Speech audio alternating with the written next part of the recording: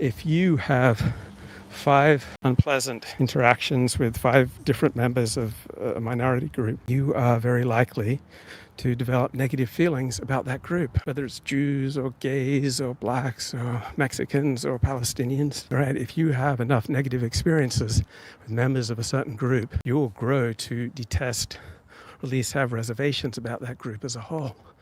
Right? That's how the world works. We don't have infinite amount of capacity for cognitive deductions, right? We use heuristics, these good enough decision-making models. And so if we see people, running in a particular direction and screaming that there's, someone out to kill them, then you take notice of that and you follow the crowd, because you're going to be better doing that than trying to independently assess the situation and make your own decision.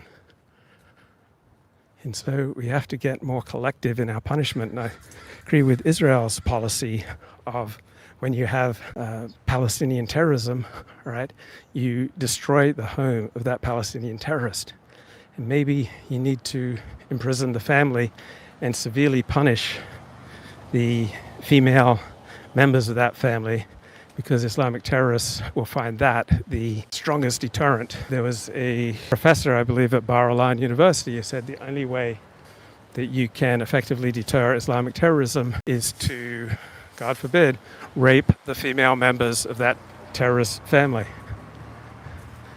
So what is your top priority? Is your top priority preserving liberal notions of human rights, where everyone is treated on an individualist basis, right? Liberalism is inherently an individualist, rights-based perspective.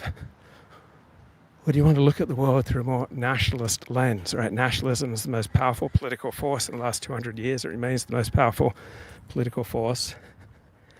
So maybe communities that are consistently destructive, they need to start paying the price for the bad behavior of their individual members, right? It makes sense that people are concerned when they see somebody who's part of a group that commits a disproportionate amount of crime.